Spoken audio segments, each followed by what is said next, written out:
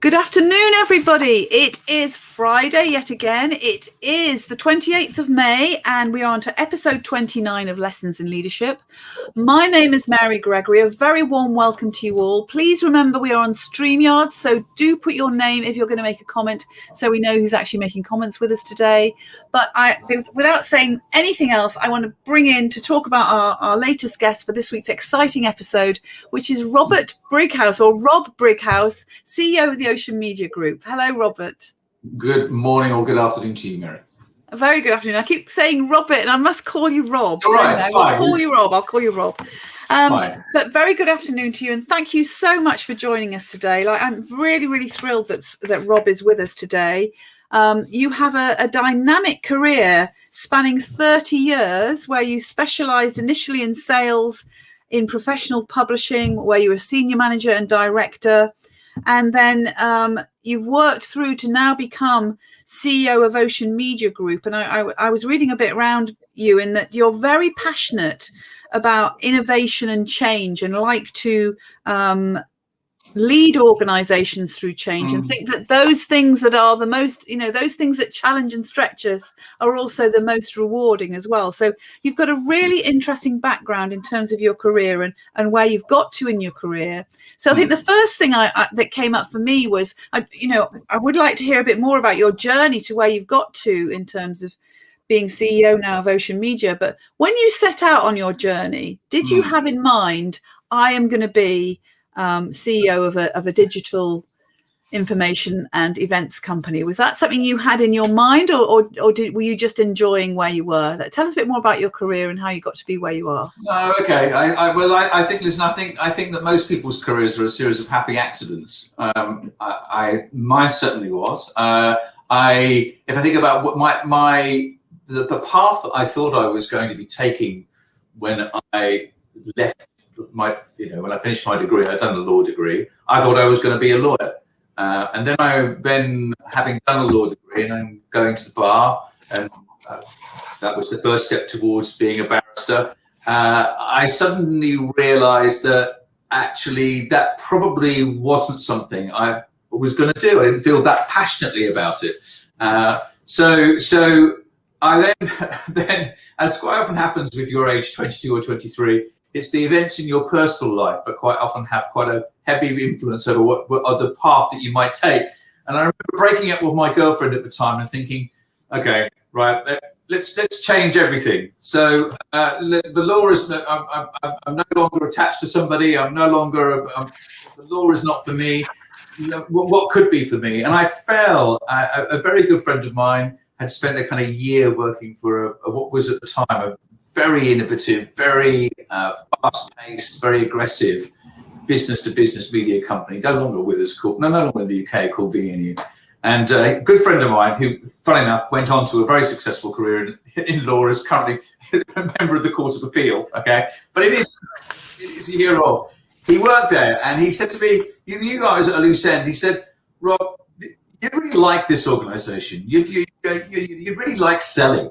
Give this guy a call. And I gave a guy a call. I got an interview. I got a job. And that's so I fell into it. My parents never really understood why I left the legal profession, and never understood really what I did.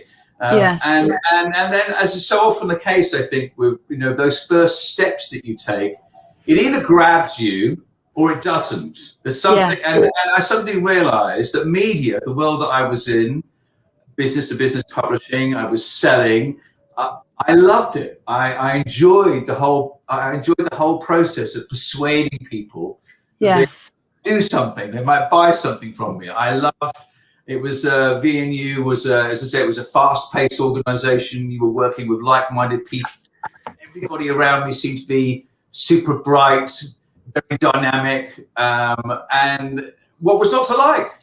So. From that moment, that's happy accident, really. Happy accident, but you embraced the opportunity, really, is what I'm hearing. And also, it's like you fell into something that you really, really liked. Now, would you have continued then with the law if that hadn't happened, do you think? I know that it's always great in hindsight to look back on these things, but What was turning you off about in the law? The law. Did you know at that point, before you broke up with your girlfriend, did you know that actually I'm just not sure the law is for me at that point? Yeah, I mean, there were. I would distinctly remember two things that that have probably quite a big bearing on that decision. One was when I went for a pupillage interview.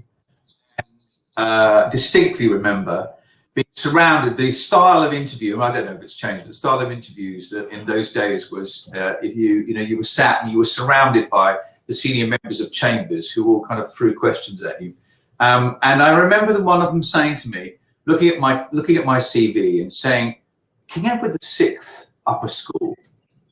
Is that private school?" And I remember thinking, this is. I think I'm in the wrong place. I'm in the wrong place. This is not. This is not for me. That was one thing, and then before that, I remember the head of the bar school. The guy stands up and he's got 400 young aspiring barristers in front of him, and I remember him saying, "Some of you people here will be here in the expectation that you're going to earn a great deal of money. Let me tell you that the average criminal barrister in the UK earns less than the average secretary." And I do remember, it's a terrible thing to say, I do remember thinking, bloody hell, right? That's right. You've really got to. I mean, if you're going to do this, don't do this for the right reasons. And what he was saying was, do this for the right reasons. Do it for the right reasons. Do it because you feel passionately about it. And over the course of it, and I think it's not that I didn't feel passionately about it at the time, but as time went on, you kind of, you realize that that's a really good piece of advice. Do something for the right reason. And I think it's very difficult to do something if you don't feel passionately about it. Yes. It's very difficult to do it well. Yes. So the passion has got to be there. So I really hear that it's almost like you went through a soul-searching journey to realise that the law isn't for you. Didn't feel like that at the time, did it? Didn't feel like that at the time, Mary. No.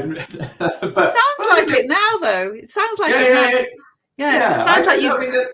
Yes. Sorry. Sounds like you got in touch with your passions and your values, and that kind of tipped the balance for you. Yes, I think. I'm sure that's right, but I think that everybody, there's that age, in your early 20s, that's a time when most of us are discovering quite a lot about ourselves. So I think you're right, but I don't think my experience in that sense was any different from most people's. It was just what it was. I do remember thinking, okay, right, absorbing that and thinking, no, and it was. I suppose it was what I'd experienced around me. My parents were professional people. My father was a head teacher, and he wasn't just he was hugely passionate about education. He particularly the comprehensive ideal. He was a real zealot. He was a real advocate for what he did. He wasn't a 9-to-5 teacher. When he wasn't teaching, he was very involved in the union that he was a member of. He became president of the National Association for Head Teachers. So he was a real model in some respects for me about what I saw in my father was somebody who loved what he did. It wasn't a job. It was really something that he loved doing. So that was a role model for you growing up. Yeah, it was. Absolutely was. Yeah, absolutely was. Yeah. So you kind of almost then fell into your job in sales and media, but then found that you loved it. Yeah. And you really liked doing what was it about what you were doing that really felt in tune with you? I think I enjoyed selling is something I never thought that I was going to be good at selling. Okay. But I was. I wasn't the best, but I was good at it. And I was working in an organisation that valued that particular skill. Yes.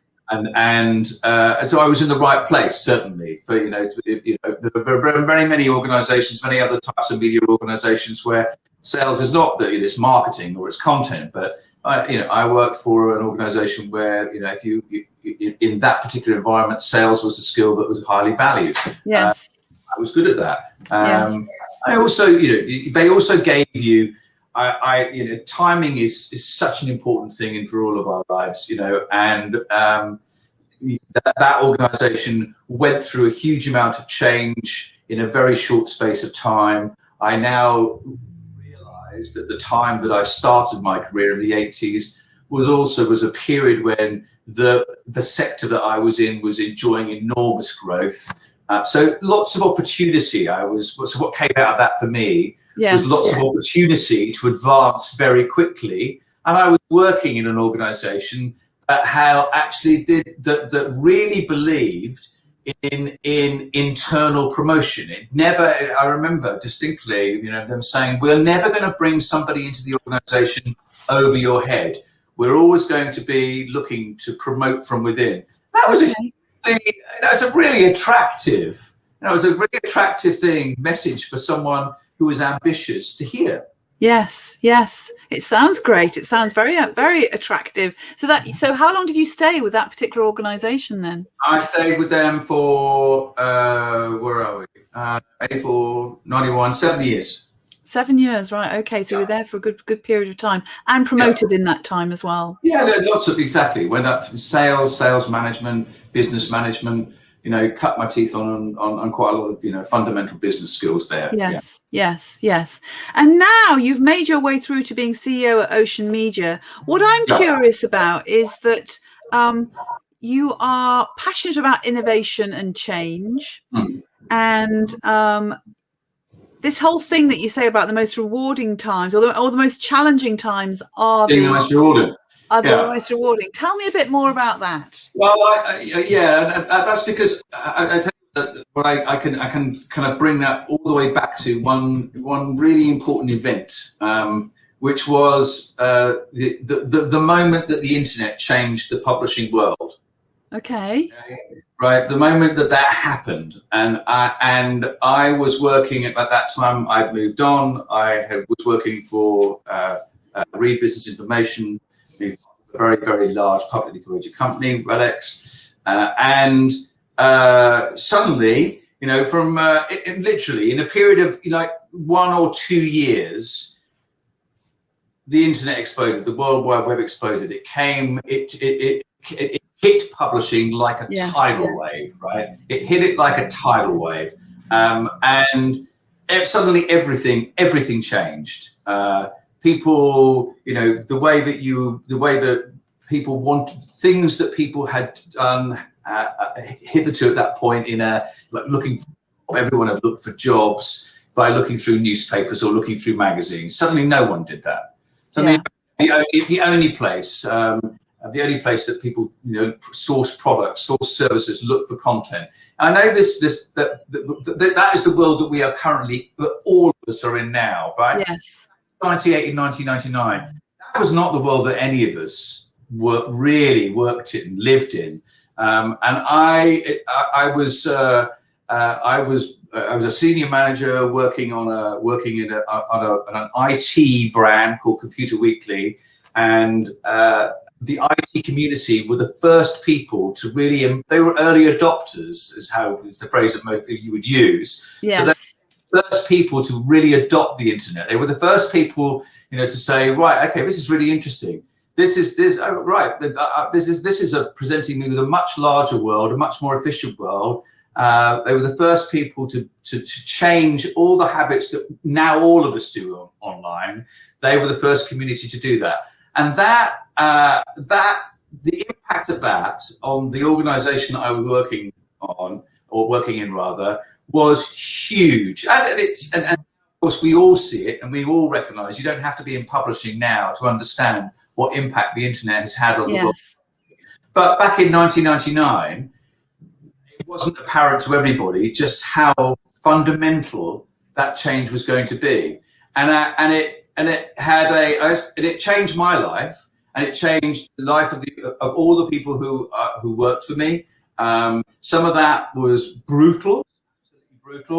Jobs were lost, jobs changed, business models completely changed. But it was incredibly invigorating to suddenly realize that you are part of what's happening is that everything that you've learned up to that point is about to be chucked out of the window, and you're going to have to learn a completely different skill set in order for you to survive. Yes. What you're currently doing is a real moment. So what you're describing is massive disruptive change. You know, this is the whole thing nowadays. Oh, it's all, how do we disrupt in order to innovate and move forward? And you're talking about massive disruptive change. And you're talking about how challenging that was, but also how invigorating it was. A lot of people watching, though, might be thinking it sounds terrifying. So how did you manage yourself, and how did you lead your team and your business through those challenging times? With a lot of trial and error. Okay, you have to be. I think that's one of the things that I learned very quickly. In those circumstances, you realise that if you're experiencing something for the first time, or very few people around you, look around you, and it's not yet an experience that you can share. It's not an experience. It's something that's hitting you first. Yeah. Then I think one thing you realise is that, well, okay, there is no playbook to go to, right? There is no so you have to be prepared to fail. You have to be try some stuff, and that's, and some of that might work, and some of that might not work. I think you also have to be as honest. I mean, I think that's one of the, if you're working in an organization that is going through enormous change and it's affecting people's lives, lives, then there is a real duty, I think, to be honest with people about what's going on. As honest as you can be, so that so that experience feels like a shared experience, rather than something that is happening to them but not happening to you. Yes. So sharing the experience, maybe being vulnerable yourself. I'm putting words in your mouth here, but what I'm getting is this honesty is about, we're all in it together. It's not about us and them. We're moving through this together. Yeah, absolutely. Yeah. And how did you, as a leader in those times, I mean, what I'm getting is some people, and I know myself personally, I love change and I embrace it and I find it exciting. But I know a lot of people, I work with lots of different leaders and organizations, and there are many people who find it really frightening. So how did you make sure your team were with you? And you talk about being honest and upfront and we're in it together. But for those people that were finding it more scary, how did you support them and enable them as a leader? I think, I think the honest answer to that is, I think you have to identify quite quickly the people who are open-minded to that, to change, and there are, and you can help, if you identify those people and you can help those people, you can give them, you can give them reassurance, you can give them courage, you can help them acquire the skills, that they're going to need in this new world. And I think that's kind of what you're doing. But there are also people, not everybody's going to make that journey. I mean, I think you have to be, as a leader, you've got to be able to identify the people who can make the journey, but you've also got to be able to identify the people who can't make the journey. And if people can't make that journey, then you also got to be honest with them, and you deal with that in a decent, honest way. I happened to be working for a company at that time that had a real, it took its responsibilities as an employer really very, very, very seriously. One of the things that you learn as you in your leadership, as you go on in business, is the importance of working with people or working for an organization where you have a shared set of values. Yes. And I know that sounds fluffy, but it's anything but. There are moments when that is anything but fluffy. I think dealing with change, particularly when it's dramatic, transformational change, is one of those, is an example where the values of the organization, the values of the people that you're sitting around a table with are really important. Yes. Yes. And I was lucky because I was with people who had a very, who had a good set of values, who, whose values I identified with very strongly. Yes, yes. So there was a sense of commonality in the values that you shared. That helped you navigate that challenging time. Yeah. And what have you personally learned as a leader? Maybe leading through that particular event or other similar events that you've encountered in your career, Robert? What have you personally learnt and gained from it, do you think? I think, what have I learned from it? I think that, I think that when embrace change. I think we're currently, we're currently in an environment where, all of our lives are being changed in some way, shape or form. Yes. It's not the same. Dealing with a pandemic is not the same as dealing with, in some respects, the impact of the internet or something like the internet on your business. Yes. But nevertheless, there is change. So I would be prepared for it. It's going to happen. Look for it. Look right. For it. Look for it. So you say be prepared for it. It's going to happen. I suppose part of what we're dealing with at the moment, because we're kind of linking through to come to present day, is the uncertainty of we don't really know what is going to happen. So how do we prepare for something that we're not always sure is going to happen? No, that's a difficult. I think that's a particular set of circumstances. We're saying. I think right. That, what we're currently in is a particular set of circumstances. I think that there is one of the I would say the key takeaways from the current set of circumstances as a leader is that focus on the things that you can have some control over. Yeah. Yeah. Right. I think that is. I know that's a real. That's a simple thing, but heavens, we are in that sense the most frustrating thing for all of us has been, in some respects, that there are a set of circumstances that we're having to deal with that occasionally you feel completely that you cannot control. Yes. There are decisions that are being made which impact on our lives, which we have no control over. And as a leader, that's a really, really frustrating set of circumstances to deal with.